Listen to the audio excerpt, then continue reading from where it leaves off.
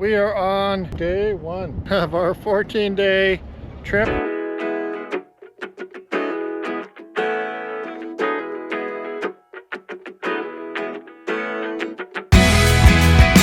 It got cold. That is all part of the adventure though. And a cup of coffee and a sandwich helps. Alrighty. I'm not canoe pants. You don't what?